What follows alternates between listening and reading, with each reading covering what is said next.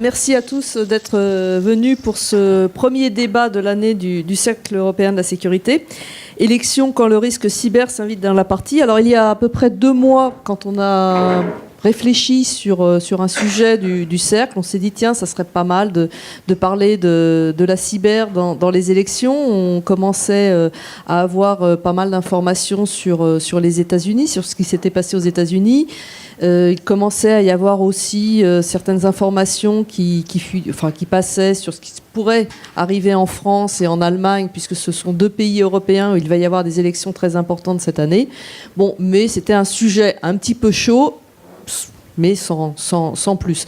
Bon, en 2 mois, le sujet est devenu même plus que chaud, il est devenu brûlant, à tel point que ça a été, je dois reconnaître, assez difficile de monter cette table ronde, puisque vous savez, pour beaucoup qu'à l'origine, on devait avoir d'autres intervenants qui aujourd'hui ne peuvent plus parler sur ce sujet pour cause de période préélectorale. Donc on est à moins de 2 mois, à peu près à 2 mois de l'échéance des élections présidentielles en France, qui auront lieu fin avril. On n'est pas trop second quand même, ça.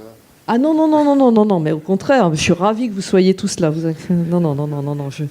Mais il devait y en avoir d'autres aussi qui apportent un autre éclairage par rapport au sujet. Et donc là, on a 3 intervenants de très grande qualité. Pour moi, le challenge, parce que j'ai une petite heure, ça va être de les laisser parler, mais pas trop, parce que ce sont 3 personnes qui ont beaucoup de choses à dire sur le sujet, parce qu'ils connaissent bien le sujet ou parce qu'il leur est arrivé plus ou moins des aventures, voire des mésaventures. Ils vont nous raconter ça. Donc je vais vous les présenter. Tout à droite, Nicolas Arpaggian, donc, qui est directeur scientifique à l'Institut national des hautes études de la sécurité et de la justice. À ses côtés, Mounir Majoubi, qui est ancien président du Conseil national du numérique et qui est aujourd'hui responsable de la campagne numérique d'Emmanuel Macron, donc du mouvement En Marche. Enfin, à gauche, David Guez, qui est avocat organisateur de la primaire.org. L'idée de ce débat, ce n'est pas de faire un débat politique, hein, on n'est pas là pour ça, et je crois qu'on en aura suffisamment dans les journaux, à la télévision et sur Internet, dans les médias pour ça. Nous, ce qui nous intéressait en organisant ce débat, c'est de réfléchir sur les processus électoraux. Pourquoi aujourd'hui les élections, qu'elles soient aux États-Unis, qu'elles soient en France, peut-être demain en Allemagne ou ailleurs, peuvent être un sujet de cybersécurité. Et les processus électoraux, c'est assez vaste, puisque ça peut être des élections locales, des élections plus larges, comme on l'a vu aux États-Unis. Ça sous-entend aussi aujourd'hui, avec l'ère de l'Internet, ce qu'on appelle des fake news, des fausses nouvelles, de la réputation aussi qui est mise en jeu. Donc c'était un petit peu toutes ces solutions qu'on voulait étudier. Et à travers la primaire.org, le sujet qui apparaîtra, que je voulais moi mettre en avant, c'était celui du vote électronique. C'est un sujet qui plane depuis des années, vous le savez aussi bien que moi. Guillaume Poupard, il y a quelques semaines, s'est encore épanché dans la presse en disant que lui n'était pas en faveur pour le moment du vote électronique parce qu'il n'y avait pas de solution sécurisée. Donc on verra aussi ce qu'a organisé la primaire.org à une petite échelle, mais voir si ça peut être déployé à une plus grande échelle. Alors je vais commencer, parce que moi je suis aussi bavarde que les invités, ça serait dommage pour vous, par Nicolas. Nicolas, les élections, pourquoi les élections deviennent-elles un sujet de cybersécurité ? En fait, les élections, qu'est-ce que c'est ? C'est une matière première qui est l'information, une matière première qui a de la valeur, qui suscite de l'intérêt, soit quand elle est conservée de manière secrète, parce qu'elle permet d'élaborer une stratégie, soit au contraire parce qu'elle est rendue extrêmement publique et qu'elle va influencer le débat, ce que les gens vont penser. En fait, le problème dans cet univers, c'est que les partis permanents et les comités de campagne, c'est un cauchemar. En fait, c'est tout ce que qu'on redoute le RSSI, c'est-à-dire beaucoup de chefs à plumes extrêmement ayant un ego ou en tout cas une certaine surface, des informations importantes, stratégiques, puisque ça va être des options politiques, ça va être éventuellement des données personnelles d'adhérents, ça va être éventuellement des données financières s'il y a des financements, donc des données stratégiques, par contre avec une modestie de moyens qui est liée au fait que le parti ou le comité de campagne est est une entité éphémère. C'est une entité qui a une durée de vie, là on parle en jours, quasiment, c'est-à-dire en dizaines de jours, et dans X dizaines de jours, 40, 50 jours, la structure va s'autodissoudre. Donc évidemment, ça n'incite pas ces créateurs à investir beaucoup dans cette structure. Donc on a quelque chose qui a beaucoup de valeur, est géré par des gens qui ne sont pas forcément toujours disciplinés pour utiliser des procédures et accepter des contraintes. Et en plus, personne n'est vraiment prêt à mettre les sommes pour investir parce que tout ça va se dissoudre de facto une fois l'élection survenue. Et c'est vrai qu'en plus, facteur compliquant, juste pour finir, c'est en plus composé de bénévoles, c'est-à-dire de gens à qui on ne fait pas passer un examen, signer un contrat, mais ce sont des gens qui viennent avec leur enthousiasme, leur volonté de bien faire, de réussir, qui viennent pour une cause, qui d'ailleurs quelquefois a été soutenait une autre cause quelques semaines avant, mais là maintenant soutiennent celle-là. Donc leur sincérité à mesurer, elle est quelquefois un peu complexe. Mais en tout cas, donc on a évidemment tout ce qui, en principe, ferait fuir n'importe quel monsieur ou madame responsable de la sécurité des systèmes d'information. Alors pourquoi c'est devenu aussi prégnant en 2017, parce que bon, le sujet de la cybersécurité, il est quand même pas nouveau. Il y a 5 ans, on était quand même dans un environnement où on parlait déjà de ces problèmes-là. Et pourquoi là, aujourd'hui, c'est devenu vraiment le sujet à la mode. Enfin, déjà parce qu'on le mesure. Déjà parce qu'on le mesure. C'est vrai qu'avant, des campagnes de dénigrement, des atteintes à des systèmes d'informatique, des systèmes d'information, on ne peut pas être catégorique du fait de dire que dans les campagnes précédentes, ça n'intervenait pas. Simplement, c'est un peu tant qu'on ne trouve que ce qu'on cherche. C'est-à-dire que si on a commencé à mettre des capteurs web, se dire tiens, il y a des usages, manifestement, il y a des fréquentations du site qui le rendent inaccessible, enfin il y a des éléments.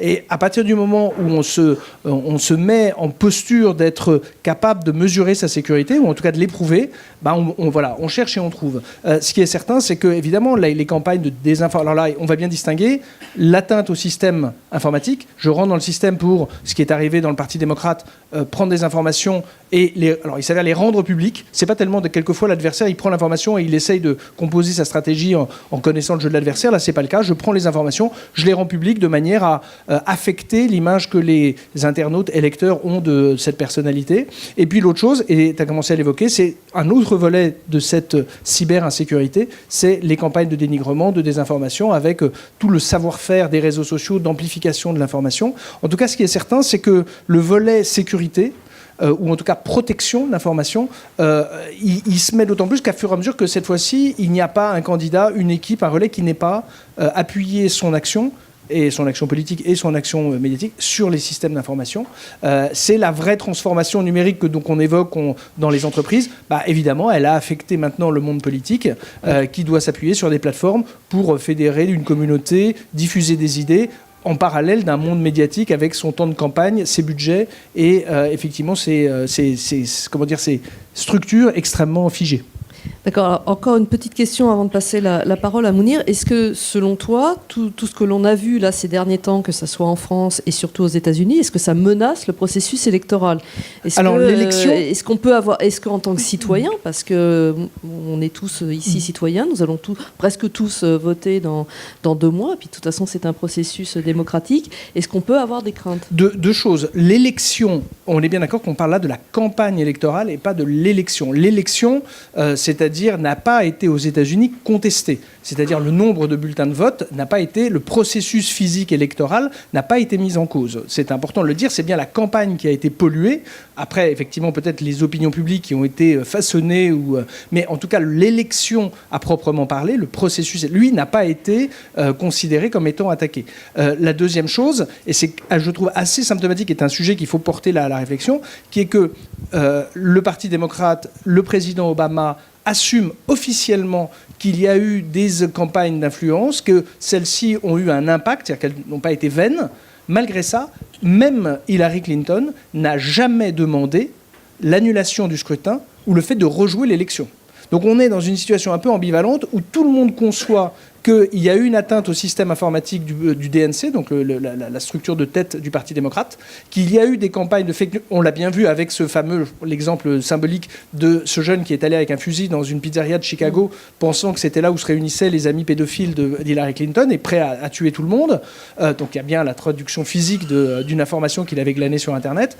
Malgré cela, et c'est quand même un des sujets paradoxaux, c'est de se dire, personne ne demande de dire l'élection n'est pas vaine, n'est pas légitime, n'est pas légitime, n'est pas valide, il faudrait la rejouer. Et donc, à quoi bon? On est en fait quasiment en train de se dire, mais d'accord, vous contestez la sincérité du processus de la campagne électorale, mais on ne va pas jusque-là. Alors, est-ce que, au fur et à mesure, c'est maintenant une option qui peut être envisagée? En tout cas, dans le cas de la France, on va bien distinguer la campagne. On a un vote informatique qui est extrêmement symbolique. Après, on va être sur les infrastructures. C'est pas faire injure au site internet initial d'Emmanuel Macron, mais qui sont d'une robustesse des préfectures qui vont ramener des scrutins comme ministère de l'Intérieur, etc., qui sont d'une robustesse sans commune mesure avec la structure initiale du site internet WordPress de En Marche. D'accord, justement. Alors Mounir Mahjoubi, vous avez fait quand même, je ne sais pas si c'est à vos dépens ou pas, la une de l'actualité. Il y a plusieurs journalistes dans la salle qui ont relaté ce qui est arrivé au site d'En Marche. Est-ce que vous pouvez rappeler assez rapidement un petit peu les attaques dont vous avez été l'objet? Est-ce que, après tout, on sait aujourd'hui que toutes les entreprises et même les particuliers sont régulièrement attaqués sur Internet, spammés, fichés, et dans les entreprises, on est bien sûr dans des dimensions supérieures. Est-ce que vous avez eu l'impression d'être plus ciblé que d'autres? Et justement, étiez-vous prêt à tout ce qui vous est arrivé? Merci pour cette question, merci pour tes commentaires. C'est la deuxième fois qu'on se croise aujourd'hui, donc maintenant je suis prêt, je ne me prends pas trop mal. On va rappeler un peu ce qu'on fait. Nous, on fait une campagne présidentielle. Une campagne présidentielle, ça veut dire partir à la rencontre des Français pour les convaincre de nos idées. Ça veut dire engager ceux qu'on a déjà convaincus et les engager pour qu'ils nous aident à aller diffuser ce message. Et puis ceux qui ne sont pas encore convaincus ou ceux qui ne nous connaissent pas encore, aller jusqu'à eux pour se présenter, pour raconter nos idées, raconter notre méthode, raconter notre candidat, et puis, le jour du vote, les faire sortir de chez eux et mettre un bulletin avec le nom de notre candidat. Dans cette grande trajectoire-là, il y en a plein d'autres qui veulent la même chose, puis il y en a d'autres qui veulent nous empêcher d'atteindre certains de nos objectifs, et d'autres qui le font pour un candidat, et d'autres qui le font pour des causes qu'on n'arrive pas nécessairement à désigner. Et puis parfois, certains qui décident de soutenir un candidat et puis ces causes non identifiées vont agir de manière quasi symbiotique, c'est-à-dire une coordination qui n'a pas besoin de mots, une coordination qui n'a pas besoin de flux d'argent et qui va agir dans le même temps. Donc dans ce grand chemin que je vous raconte, on a posé des outils pour diffuser nos messages, on a créé des outils pour organiser les militants au sein de notre mouvement, puis on a aussi créé des outils pour communiquer au sein du mouvement. C'est à peu près ça notre grande architecture IT. C'est nos outils de campagne, nos outils pour diffuser les messages et puis nos outils pour organiser le mouvement. Et alors, justement, parce que... Juste une respiration, vous avez profité, c'est un peu lâche. Ah bah oui, mais moi, dès qu'on me laisse un peu de temps, je le prends. Alors, allez-y. Bon, vous avez respiré, alors je vous laisse la parole. Merci Florence. Mais méfiez-vous. Diffuser notre message et nos outils d'organisation. Diffuser notre message en 2017, beaucoup plus qu'en 2012. J'ai fait la campagne de Ségolène Royal en 2006. J'ai fait la campagne de François Hollande en 2012 et je suis très heureux et très fier de faire la campagne d'Emmanuel Macron en 2017. On utilise pour la première fois véritablement à son plein potentiel les réseaux sociaux. Aujourd'hui, les réseaux sociaux, pour une raison, et je suis désolé, j'arrête pas de toucher mon téléphone, c'est parce qu'en ce moment même, François Bayrou et Emmanuel Macron se rencontrent et font des déclarations. Bon. Mais vous inquiétez pas, ça sera pas fini quand nous on aura fini, donc vous pouvez le reposer. Mais ce que je voulais vous dire, c'est que ce téléphone, maintenant, il est dans les mains de tous les Français. Il y a 5 ans, c'était arrivé dans les classes moyennes, et il y a 10 ans, même moi, j'étais responsable d'une campagne numérique, j'avais pas de smartphone. Donc, ce qui a changé en 10 ans, c'est que ce smartphone, il est chez tout le monde. Dans les classes populaires, dans les classes moyennes, tout le monde a un smartphone. Smartphone, ça veut dire Internet toute la journée avec soi, ça veut dire réseaux sociaux toute la journée avec soi. Ça veut dire qu'il y a 10 ans, quand on faisait du Twitter, honnêtement, on touchait personne. Aujourd'hui, quand on est sur Twitter, quand une rumeur se diffuse sur Twitter, quand notre message fonctionne sur Twitter, on touche tous les Français.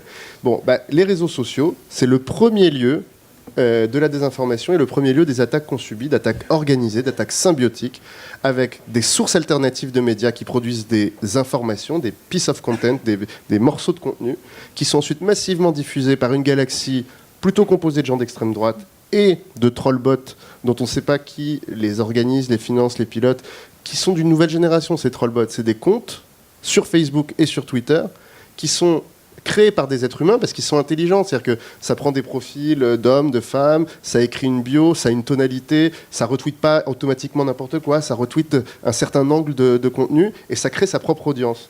C'est-à-dire que moi, j'ai trouvé des comptes d'extrême droite qui sont plutôt des comptes d'extrême droite féministes. J'ai trouvé des comptes d'extrême droite très Île-de-France.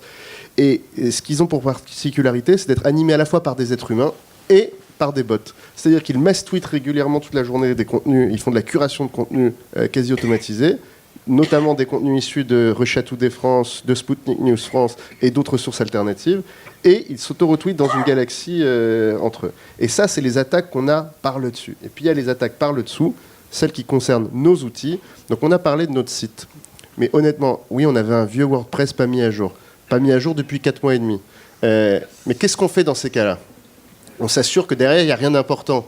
Ce WordPress, derrière, il n'y avait qu'une seule chose, c'était les articles du site. C'est-à-dire que la personne qui s'introduisait dans ce WordPress et qui le foutait à terre, la seule chose qu'elle pouvait faire, c'était quoi ? C'était mettre le site à terre ou changer un des contenus. Ça, on s'en serait rendu compte, on l'a empêché. Et depuis maintenant près d'une semaine, on a la nouvelle version du site complètement sécurisée. Et là où tu as raison, et il faut le rappeler, la première version du WordPress, on l'a faite quand on était combien ? Quand l'équipe, c'était 5 personnes, dont le candidat. C'était le début de la campagne, c'était un moment où on n'avait même pas 1 000 euros pour recruter qui que ce soit à l'extérieur pour nous aider. Donc là où tu as vraiment raison, où on est en danger, et ce en quoi on ressemble vraiment à une TPE-PME, c'est qu'en début de campagne, on fait avec ce qu'on a. Mais là où la sécurité en 2017 est essentielle et tout le monde le prend très au sérieux, donc on ne subit pas les choses, on construit, on est fort, je pense qu'on se protège bien, c'est que dès qu'on a créé des données sensibles, comme la base de nos adhérents, je rappelle qu'on a près de 200 000 adhérents en moins d'1 an, ce qui est fort pour un mouvement nouveau, ces 200 000 adhérents, ils n'étaient pas sur le WordPress. Et notre base de données et tous les outils qu'on a développés autour des outils dédiés aux adhérents, et là où on a les informations les plus essentielles, eux sont des outils où aucun des articles qui ont essayé d'éprouver notre sécurité n'ont pu trouver de failles ou n'ont pu trouver d'éléments. Après, bien sûr qu'ils sont fragiles, bien sûr qu'il faut faire attention, bien sûr qu'on met en place des outils de monitoring pour les protéger, mais ça ne nous empêche pas de subir des attaques régulières sur le site front, sur nos bases de données et sur nos outils. D'accord. Alors j'ai une question avant de passer la parole à David Guez. D'abord, je vous invite à mass-tweeter le débat de ce soir. Si un trollbot, s'il pouvait aider à diffuser le message. Parce que c'est bien aussi de passer l'information. Concrètement, qu'est-ce qui s'est passé ? Quelles ont été les conséquences des attaques que vous avez subies ? Bon, il y a eu beaucoup de chiffres qui ont circulé, beaucoup de choses qui ont été dites. Si en 2 mots, qu'est-ce qui s'est passé ? Le site est tombé en rade pendant combien de temps ? Ça a eu quelles conséquences ? Pour tous ceux qui administrent des sites, il nous est arrivé des choses qui arrivent à beaucoup d'entreprises, sauf que nous, elles nous arrivent très régulièrement. C'est-à-dire que des attaques d'IDOS, nous, c'est chaque semaine. Ces attaques par déni de service, toutes les heures, mais une PME, c'est pas toutes les heures. Et pas à la taille de ce que nous, on subit. C'est-à-dire qu'on a quand même des outils de protection contre les attaques par déni de service qui ne nous empêchent pas de nous protéger de la taille des attaques qu'on a subies, par exemple, la semaine dernière, et qui font qu'on a quand même un temps de réaction qui est supérieur à la seconde et qui a fait que notre serveur est tombé pendant quelques minutes, puisqu'il a fallu le redémarrer. Alors qu'on avait toutes les protections contre ces attaques de déni de service. Donc ça arrive. Des solutions existent, on en parlera après. D'accord. Bon, alors on fera ça pendant le cocktail. N'hésitons pas. Et puis je pense que vous aurez l'occasion de rencontrer quelques personnes qui pourront vous donner des conseils. Bon, on y revient juste après. La soirée va être bonne. David Guez. David Guez, vous êtes avocat, mais vous êtes surtout l'un des organisateurs de la primaire.org. Alors, en quelques mots, parce que je sais qu'on pourrait y passer aussi pas mal de temps, c'est quoi la primaire.org ? Et puis surtout, pourquoi je vous ai invité ce soir ? Parce que au niveau de la sécurité des systèmes d'information, c'est aussi très intéressant, puisque c'est une initiative qui s'est faite entièrement sur Internet. Donc vous avez dû vous aussi mettre en place des processus de sécurité. Donc si vous pouvez un petit peu nous raconter ce que vous avez fait. Oui, bonsoir à tous. Alors, je pense que si vous m'avez invité, c'est essentiellement parce qu'on a fait le premier vote en ligne blockchain et que pendant le vote, entre autres, et pendant le vote, on a pris 3 fois la charge mondiale journalière de Ethereum. Donc, on a su le gérer. La première org, pour résumer, c'est parti d'un double constat que tout le monde connaît aujourd'hui parce que c'est très relayé dans la presse, double constat sur la manière dont est exercée la politique aujourd'hui, à la fois au niveau des personnes et des idées. Au niveau des personnes, c'est qu'on a le sentiment qu'à chaque élection, finalement, on y va à reculons, quand on y va encore, et qu'on va toujours voter pour le moins pire et non pas pour le meilleur. Ça, c'était la première chose. La deuxième chose, c'est au niveau des idées. Aujourd'hui, la politique, il n'y a plus de débat de fond, plus de débat d'idées, et c'est que des petites phrases, etc. Donc on s'est dit, comment réenchanter la politique de manière bienveillante ? Il n'est pas question de renverser la table, de faire de révolution, etc. Comment on change ce paradigme ? C'est-à-dire qu'aujourd'hui, le paradigme politique, c'est quoi ? C'est que vous avez une pyramide, mais qui est à l'envers. La pointe, qui est en bas, malheureusement, ce sont les partis politiques qui font 2 choses. Ils choisissent leurs candidats selon leurs règles internes, y compris dans des primaires ouvertes, et après, ils choisissent leur programme. Et ils vont marketer ça aux citoyens au moment des élections. Et le citoyen, finalement, il a le choix contre les candidats qu'on lui impose et les idées qu'on lui impose. Donc on s'est dit avec la primaire.org, si on essayait de faire un processus plus inclusif et renverser la pyramide, on la mettait dans le bon sens, où le citoyen devenait acteur. La pyramide est donc dans le bon sens. En bas, les citoyens choisissent leurs porteurs de projets, choisissent, co-construisent des programmes, et vont porter ça avec des porteurs de projets et exercent le pouvoir. Donc une fois qu'on a dit ça, comment on fait ? Donc nous, on n'a pas de moyens humains ni financiers, donc le numérique s'est imposé à nous très rapidement. Pour vous donner quelques dates, on a annoncé la primaire.org en octobre 2015, on a fait une campagne de qualification avril-juillet 2016, 2 tours de vote en octobre, novembre et décembre 2016. Donc ça fait un an, un peu plus d'1 an qu'on est au-dessus du radar. Nous, ça fait 2 ans qu'on travaille là-dessus. Et donc on a eu essentiellement pas mal d'attaques, et on pourra en parler. Plus précisément qu'en marche d'ailleurs. Déjà, ce qui est intéressant dans ce que vous avez fait, c'est de raconter le processus de choix des candidats avec l'utilisation de... Alors, je vous laisse continuer. D'abord, il y a une phase de qualification, et en fait, à cette époque-là, on n'avait pas encore utilisé la blockchain. C'est-à-dire qu'à ce moment-là, on avait développé un bot dans Telegram Messenger. Pourquoi on avait fait ça ? C'est que, Telegram, évidemment, c'est sécurisé. Et en plus, c'était les premiers à proposer une bot API qui permettait de le développer. Donc je pense qu'on a été les premiers à faire ça en France. Maintenant, on voit des bots qui peuvent vous aider à réserver des pizzas ou je ne sais pas quoi. Mais on a été les premiers à faire ça en France. Donc c'est vraiment un robot avec lequel vous discutiez, vous donnez vos coordonnées, etc. Et vous choisissiez le candidat que vous voulez soutenir. Et ça, c'était la phase de qualification. Pour se qualifier, chaque citoyen... Ce que je n'ai pas dit, c'est que c'était ouvert à tout le monde. Hein. Tout le monde pouvait se présenter. Il n'y avait aucune contrainte, y compris au terme des idées, du moment où vous respectiez la loi. Et donc, il y a eu plus de 500 personnes qui ont été candidats. Il y en a 215 qui ont mis un programme en ligne. Et 16 se sont qualifiés. Et toute cette phase de qualification, ça s'est fait avec le bot sous Telegram. Donc, pendant cette phase, il y a quelques candidats qui ont essayé de créer des faux comptes ou de s'attribuer des faux soutiens pour se qualifier. Donc là, pour des gens qui essayons de rénover la démocratie, qu'on voit ça, c'est vrai que c'est un peu brutal. Mais évidemment, on avait un système de monitoring qui nous l'a détecté tout de suite, et ces candidats potentiels ont été sortis. Après, on a eu 2 tours de vote sur la blockchain. Alors, vous avez pensé à la blockchain, qui pour vous au début n'était pas une technologie sur laquelle vous aviez... Qui n'était pas assez mûr au moment où c'est lancé. Pas assez mature. Vous vouliez partir sur une blockchain Ethereum. Ouais, alors le sujet de la blockchain, c'est que c'était pas assez rapide. C'était 2016 où il y a eu quand même cette affaire. Le problème de la blockchain, c'est que c'était pas assez rapide pour le vote, et il y avait le problème du sous-jacent financier. Et puis après, on a voulu aller sur Ethereum, et au moment où on a voulu lancer le vote sur Ethereum, c'est le moment où il y avait eu un fork sur Ethereum, enfin ça se passait pas bien, donc on a fait notre propre blockchain privée. Et on a fait 2 tours de vote. Pour vous donner une idée, il y a eu à peu près 165 000 transactions sur le premier tour et 3 fois plus le deuxième tour. Donc c'est ce que je disais, hein, le premier tour, c'est 3 fois la charge mondiale journalière d'Ethereum. Alors c'est rigolo parce que quand on vous entend, on a l'impression que c'est très simple. Hein. On a fait notre blockchain privée, etc. Bon, vous avez travaillé, je crois, avec des chercheurs de l'ENS, de l'École normale supérieure. Alors, pas pour cet aspect-là. Alors moi j'ai la chance, moi je suis pas du tout le tech, hein, évidemment, donc c'est mon associé qui a fait l'INSA, qui s'est chargé de tout ça. Et en fait, si vous voulez, dès le début, on savait qu'on n'avait pas de moyens humains et financiers. Donc dès le début, notre architecture globale a été pensée de manière totalement décentralisée, et on a, utilisé des partenaires spécialisés. Pour vous donner une idée, les bases de données, c'est chez Database, nos formulaires, c'est Wufoo, SurveyMonkey, etc. Donc pour nous attaquer, il faut attaquer ces plus gros-là que nous, et des gens qui sont tous spécialisés dans leur domaine. Donc nous, en interne, on n'a rien, on a tout décentralisé. Sur nos modes de communication, on est sur Telegram Messenger, on est sur des outils un peu plus sécurisés comme Fastmail, etc. Donc à la fois sur la communication et sur les outils, on n'a pris que des solutions sécurisées. Pour répondre à votre question sur l'aspect chercheur, ça c'est tout le travail qu'on a fait en amont pour travailler sur le processus qu'on a imaginé, comment on passe de 44 millions de candidats potentiels à un candidat élu.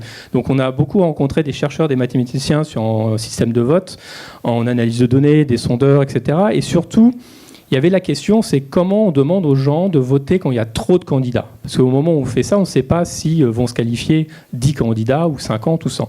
Donc ça, on a fait travailler des étudiants de l'ENS. Vous en aviez 200. Je crois, au final, 215. Oui, mais en fait, ne se sont qualifiés que 16. Donc, mais ça n'a résolu pas non plus le problème.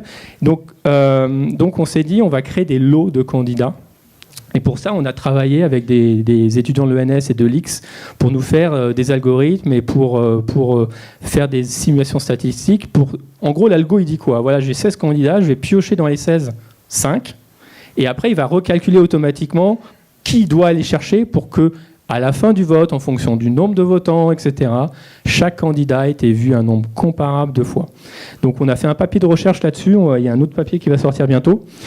Donc il y a cet aspect scientifique, effectivement, qui permettait de créer des lots de candidats, aux gens de voter. Et surtout, en fait, pour le vote, on a utilisé le jugement majoritaire. C'est-à-dire qu'aujourd'hui, quand vous votez, c'est le scrutin uninominal majoritaire à 2 tours. Et vous avez 5 candidats, vous prenez un bulletin.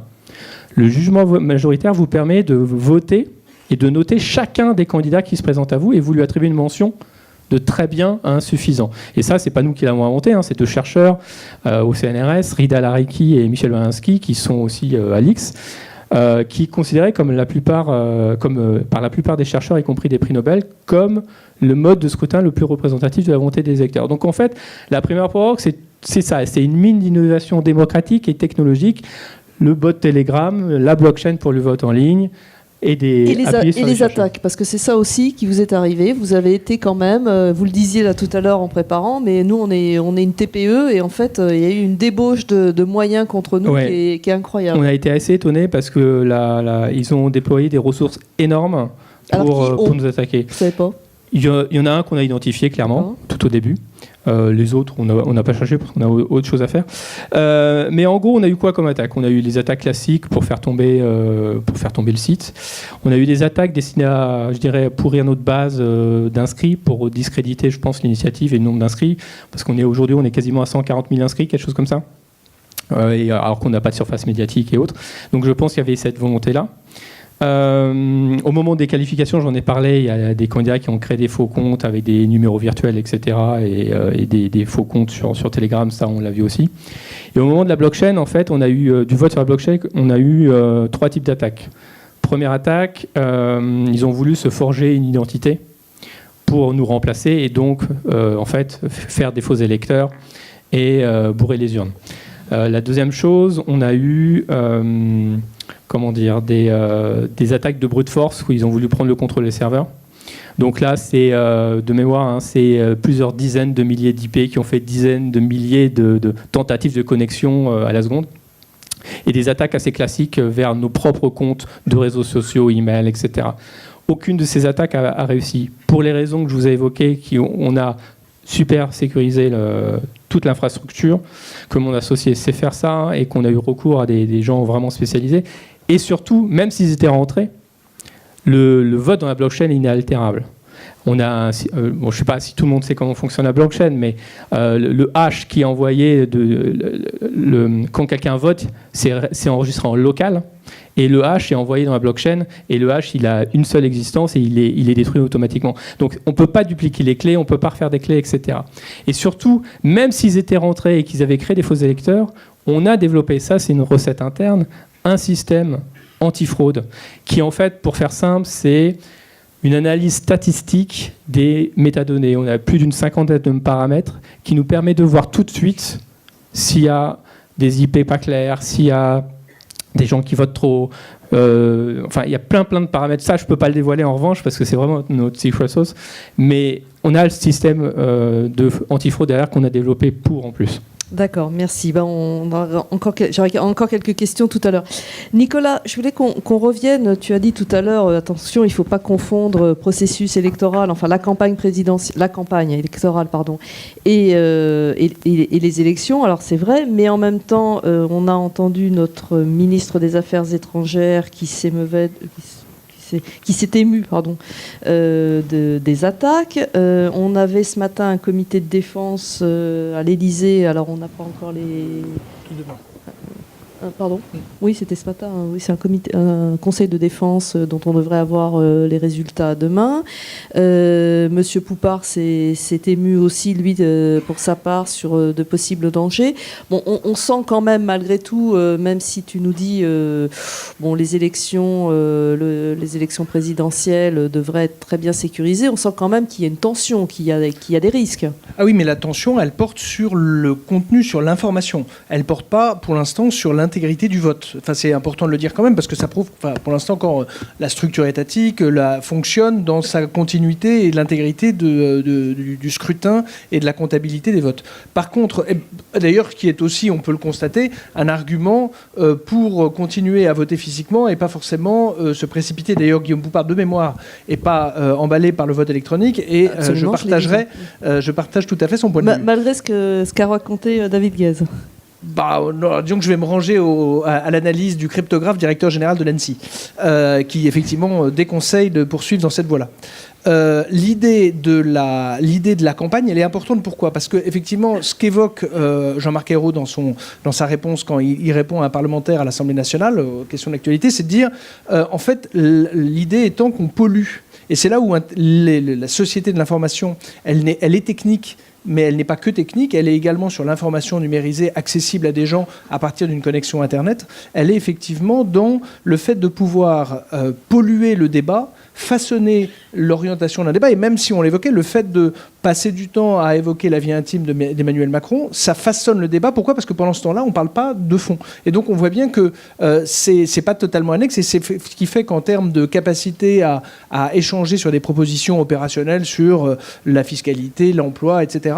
Et donc c'est là où effectivement la notion de souveraineté, c'est-à-dire le libre exercice d'une opinion publique qui confronte des idées et détermine un choix majoritaire, qui est donc le principe même des débats électoraux, est altéré par cette capacité à intervenir en dehors des frontières par des gens qui peuvent effectivement, avec une grande mobilité technique, faire en sorte d'occuper un terrain, alors qui était au début un terrain médiatique, mais qui est un terrain, en tout cas, des réseaux sociaux et des plateformes d'information. Ce qui est certain, c'est que comme nous, on n'y avait jamais été vraiment confrontés jusqu'à présent, ça fait partie de la montée en puissance, de la montée en valeur, de la connaissance de la sécurité numérique. C'est de se dire, attention, il y a les attaques sur les tuyaux et il y a les attaques sur les contenus. À ce stade-là, manifestement, on est surtout dans cette dimension. Et donc, de faire cette pédagogie.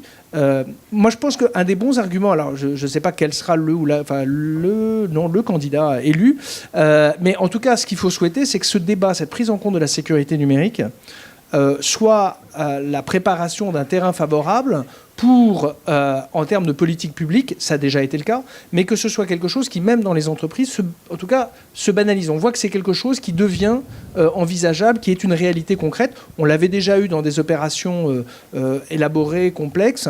Là, de voir que ça contribue à renforcer la nécessité de prendre en compte la sécurité numérique. Moi, je le vois au final. Alors, j'avais fait une suggestion, mais qui vaut ce qu'elle vaut, qui est de dire... De sortir les comptes... Il faudrait en fait que les dépenses de sécurité qui accompagnent justement cette transformation numérique soient sorties du plafonnement des dépenses de campagne. C'est-à-dire qu'un organisateur de parti n'est pas le choix en train de se dire est-ce que j'ai un budget à dépenser, est-ce que je fais plutôt un tractage de plus ou au contraire est-ce que je sécurise ? C'est-à-dire qu'on considère que évidemment il y a une société numérique, il y a un environnement numérique, mais que l'argent qu'on va consacrer à la sécurisation ne doit pas être pénalisant pour l'entité, le comité de campagne ou le candidat. C'est-à-dire de faire en sorte qu'on ne conçoive pas qu'il y ait des outils numériques et que ceux-ci ne soient pas sécurisés. En fait, c'est de considérer que dès lors que l'on va consommer, va produire et stocker et gérer de l'information, elle doit être sécurisée. Par contre, on va proportionner évidemment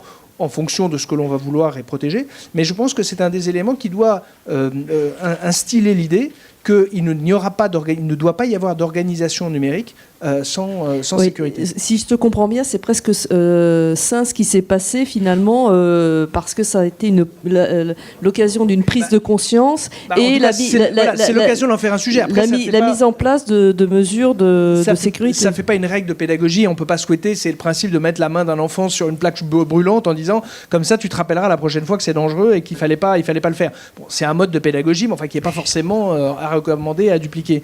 Simplement là c'est la même chose. Simplement il faut profiter des circonstances auxquelles on a été confronté, tant aux États-Unis qu'en France et dans quelques mois en Allemagne, puisqu'on va avoir l'élection allemande qui va être peut-être dans un contexte pareil avec un doute quant à la nature du candidat ou de la candidate qui peut gagner. C'est vrai que ça, au moins qu'on en ait fait un sujet, qu'on tire de ces événements regrettables et pas particulièrement intelligents, enfin valorisants, un sujet qui, en plus, en ce qui nous concerne, est une cause est un argument supplémentaire pour dire là, il ne doit pas y avoir de déploiement numérique sans sécurité. Mounir, allez-y, réagissez. Oui, non, là, ça donne parfois un peu l'impression que les campagnes françaises ont été sur cette question numérique complètement amateurs ou non, ou complètement inconscientes.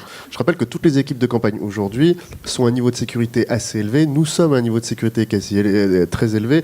Aucune donnée sensible, ou même aucune donnée tout court, n'a été... non, mais la CNIL au mois d'octobre, faisait un avertissement au Parti Socialiste. Je vous recommande la lecture d'articles, alors ce n'est que de la presse, hein, mais c'est des articles je pense à Street Press, je pense à Reflet, qui ont fait des analyses avec des scans, passant les vulnérabilités. Non, dire par là, c'est que ça existe. Non, mais alors là, vous allez me laisser. On est le 22 février. Laisse-moi parler.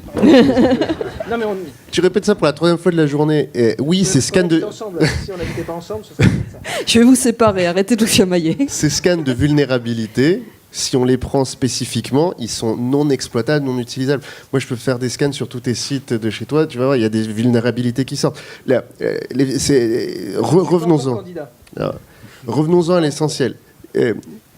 Nous sommes bien protégés, nous sommes prêts, aucune atteinte n'a été faite à nos données ni à nos services. La seule chose qu'on a eu à subir dans le cadre de notre campagne, c'est une attaque DDoS qu'on a eu à gérer et qui nous a arrêtés pendant une dizaine de minutes. C'est-à-dire que quand même, on est à un très haut niveau. C'est la première campagne où je vois un candidat qui comprend les enjeux et qui le prend comme un élément de brief des personnes et des équipes. Dès le début de la campagne, même quand on était très peu, quand ils étaient très peu, j'y étais pas au tout début. Non, mais il y a eu une campagne de sensibilisation au mois d'octobre de la part de l'ANSSI, mais nous en interne, de formation de chacun des collaborateurs qui arrivent, d'une politique de discussion du sujet de la sécurité au quotidien et par exemple à chaque briefing hebdomadaire, on réaborde le sujet. C'est-à-dire qu'un des derniers sujets de discussion, c'est « Et cette semaine, est-ce que vous vous êtes posé des questions sur la sécurité globale de vos outils informatiques ? Est-ce que vous avez reçu des sollicitations ? Est-ce qu'il y a eu des éléments qui vous ont perturbé ?» C'est-à-dire que c'est un vrai sujet. Si on rappelle les attaques qu'ont subies les Américains, c'était notamment du Very Advanced Phishing. Donc c'était du phishing ciblé, sur des personnes ciblées, avec des éléments ciblés. Moi, j'ai chopé un truc, là. J'ai surpris un élément de phishing assez bien foutu. C'est-à-dire que j'ai cliqué sur un article de réseaux sociaux parce que ça avait l'air un peu intéressant, c'était parmi les trucs qui circulaient. Ça a chargé un site inconnu, donc un site plutôt de fake news, mais dont la news était assez attirante. Et puis je fais comme tout le monde, j'ai laissé dormir mes onglets en arrière-plan. Et puis cet onglet, en fait, quand on y revient, c'est plus l'article, c'est une fenêtre de connexion Gmail. Ça, j'ai trouvé ça très smart. J'ai trouvé que c'était un bel outil de phishing, parce que c'était pas mon vrai Gmail, c'était un autre Gmail. Sauf que moi, si j'avais vu ce truc de connexion Gmail dans mon mail ou dans mon réseau, j'aurais jamais cliqué dessus. Ça nous a permis de faire une petite mise à jour à tout le monde en disant, ça peut être aussi intelligent que ça, ce type d'attaque. Donc moi, ce que je retiens, c'est il faut former les gens, il faut que ce soit un sujet important dans la campagne. On a formé les gens, c'est un sujet important dans la campagne. Il faut mettre de l'argent, tu as raison. Après, tu sais, nous, faire lever le plafond, il nous manque encore 8 millions. Donc, si vous n'avez pas donné. Mais nous, on est très loin du plafond. Très, très loin. J'ai dit qu'on ne faisait pas de politique ce soir. Mais ceux qui pensent que tous les partis peuvent dépenser le plafond, ce n'est pas le cas. Aujourd'hui, il n'y a que 2 partis, 3 avec le FN, s'il se fait financer par les Russes, qui peuvent payer tout le plafond. Donc maintenant... je ne sais pas si ta solution va nous permettre de payer. Après, les nouvelles solutions de sécurité dans le cloud, les nouvelles solutions de sécurité partagées, aujourd'hui sont accessibles aux PME et sont donc accessibles à des campagnes et nous permettent d'arriver à des niveaux de sécurité très élevés. J'ai reçu sur Twitter plusieurs propositions concurrentes à la tienne contre les attaques d'IDOS. Et ben, si vous voulez, on peut en rediscuter, on comparera avec les autres. Il y a des opportunistes dans la salle. Ça, c'est... Et on peut en reparler. C'est honteux. Je le dis à ceux qui sont là, c'est honteux. Non, mais ce qui est important, vous avez vu, là, on en parle avec légèreté, c'est qu'on en parle. Oui, mais parce qu'ils sont décomplexés sur le sujet, ils en vivent, hein, donc il ne faut pas... Alors, moi j'ai une autre question, parce que le temps tourne, et il y a peut-être des questions dans la salle, et il faut qu'on remonte assez tôt tout à l'heure. J'ai abordé rapidement tout à l'heure le problème, et Nicolas l'avait repris aussi, des fake news, des fausses nouvelles, de l'atteinte à la réputation, parce que ça aussi, c'est quelque chose que vous pouvez partager avec les entreprises. Si on reprend un petit peu par rapport à notre public aussi, qui est soit institutionnel, soit des représentants d'entreprises, ça c'est la plaie. Ça a été la plaie aux États-Unis. Bon, même si ça n'a pas fait basculer le vote, on ne sait pas. Peut-être qu'un jour on pourra le savoir. Mais là aussi, on sait qu'il y a eu des rumeurs sur le candidat d'En Marche. Mais au-delà de ça, au-delà de votre cas, c'est aussi ça aussi. Et comment on fait aujourd'hui, puisque les réseaux sociaux sont très puissants, puisque ça vient de partout, comme vous l'avez rappelé, il y a des bots moitié humains, moitié machines, qui montent oui, des bioman et des bio-woman. Justement, comment on travaille là-dessus, parce que c'est bien la sensibilisation, mais derrière, quand il y a des campagnes de calomnie ou de réputation... Et bien là, Florence, vous avez souligné ce qui est le plus important dans cette campagne et qui est le plus nouveau et qui est celui qui nous surprend le plus, celui qui nous oblige à faire preuve d'intelligence, à nous mobiliser, à recruter, à être plus nombreux sur le sujet. C'est qu'aujourd'hui, ces phénomènes de professionnalisation de la création de fake news. Aujourd'hui, on a des usines à fake news qui sont sur des sites un peu pourris, un peu dégueulasses, mais on a aussi des usines à fake news dans des sites très propres avec des dizaines de journalistes rémunérés que sont Russia Today France, RT France et Sputnik News France, qui recrutent plutôt dans les milieux d'extrême droite, mais qui ont des journalistes, qui ont une rédaction. Donc c'est dur de dire qu'eux ne sont pas des vrais médias. Et ce qui est intéressant et dangereux avec ces personnes-là, c'est que par exemple, sur les rumeurs sur la vie personnelle du candidat, ça manquait un peu d'informations confirmées par un média. Donc qu'est-ce qu'ils font ? Ils invitent un député plutôt pro-russe, ils lui font faire une fausse interview ou une interview où il va donner des éléments. Et résultat, la quote, c'est-à-dire que la citation de ce député, devient le contenu qui permet de répandre la rumeur. Donc Sputnik News fait une interview d'un député avec une citation qui est la base de la rumeur. Et ça, cette citation, cet article va massivement se faire partager par tout un écosystème plutôt piloté par cette fachosphère qui s'est professionnalisée depuis 5 ans et depuis 10 ans. Ils étaient là il y a 10 ans, ils étaient là il y a 5 ans, mais là on ne parle pas de F de souche et toute la bande, on parle d'un niveau autrement plus professionnel, avec des gens qui passent leur journée entière. C'est-à-dire que c'est des gens, ils sont plusieurs centaines en France, ou une centaine, entre 100 et quelques centaines, c'est dur de les chiffrer, qui sont des gens hyper actifs, hyper utilisateurs et hyper experts sur les réseaux sociaux et qui passent leur journée à construire des communautés, à nourrir des communautés, à créer du contenu, à le diffuser partout. Nous, de l'autre côté, on a des gens qui travaillent, on a des gens normaux, on a des gens qui font des études, eux, ils ne sont pas toute la journée. Donc nos communautés en ligne, quand on voit les graphes des combats en ligne, eux, ils nous battent régulièrement. Mais nous, on gagne sur le message. C'est-à-dire que là, on a une nécessité qui est d'être plus transparent, plus créatif, plus direct. Et alors, quel conseil vous donneriez à une entreprise qui est atteinte, qui est visée par une campagne, parce que y a aussi ce type de hackers ou de fabricants de fake news qui peuvent atteindre une entreprise, qui va faire dégringoler le cours de bourse, qui va empêcher une fusion. La réactivité, la transparence et le prendre au plus haut niveau. Il y a un moment, cette rumeur sur la vie privée du candidat, elle dépassait l'entendement, c'est-à-dire que ça devenait une des premières recherches autour du candidat sur Google Trends, le truc avait explosé, sur le volume de discussion sur les réseaux sociaux, c'était en train de prendre une direction insoutenable. Ma mère, qui n'est pas la personne la plus connectée de la Terre, m'appelait pour me dire, tu sais, je sais quelque chose. Vraiment. Donc quand ça en arrive jusque-là, c'est qu'il y a un truc qui n'allait pas. Qu'est-ce qu'a fait le candidat ?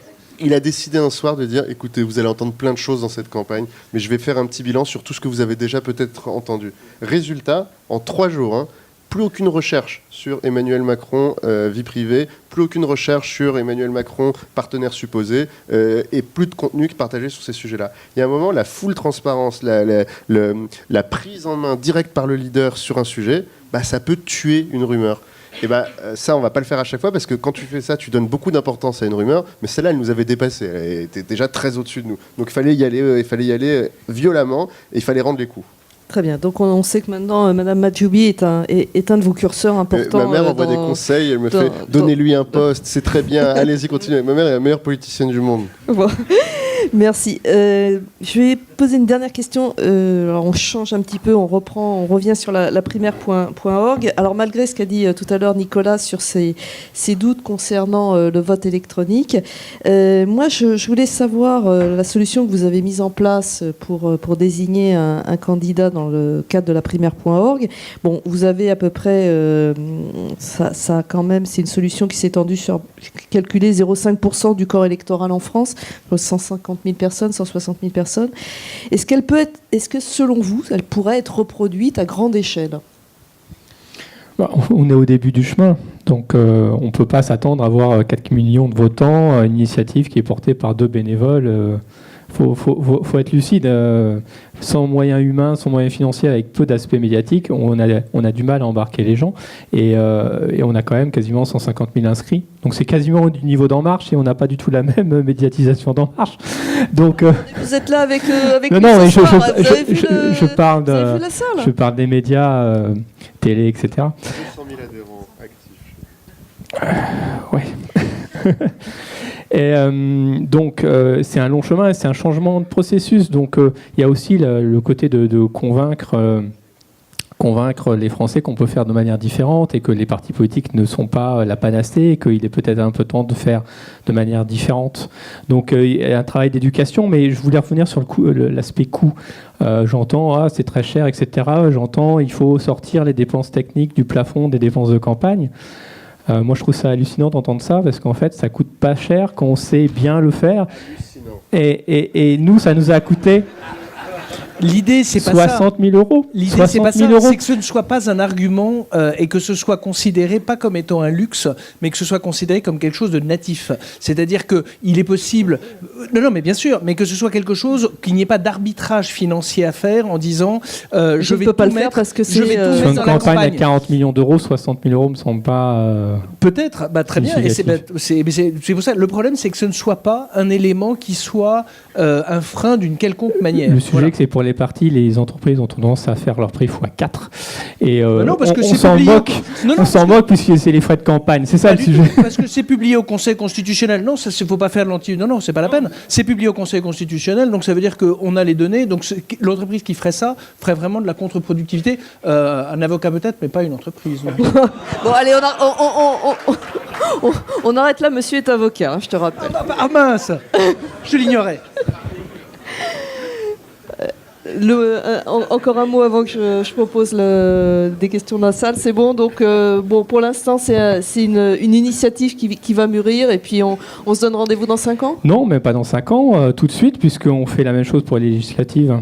Très bien. On est en train de faire 577 primaires pour avoir 577 candidates et candidats pour les prochaines législatives. D'accord. Très bien. Et d'ailleurs, la primaire.org, c'est une candidate qui a gagné. Je tiens à le mentionner parce qu'il n'y a pas énormément de femmes. Et qui est proche d'avoir ses 500 parrainages.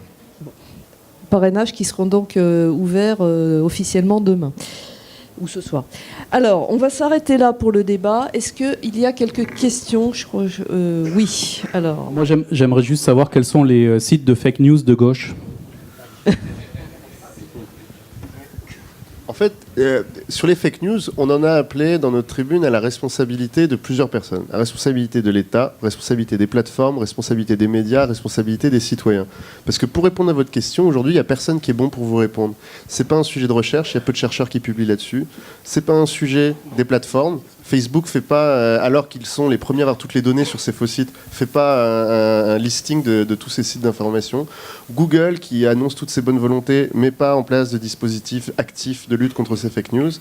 Certains journalistes, certains médias C'est pour ça que c'est très important, et ça repose la question des médias et de l'importance d'avoir des médias avec des rédactions indépendantes et des journalistes indépendants. Certains médias, aujourd'hui, citent de façon complètement légère ces sites de fake news, ne serait-ce que pour les commenter.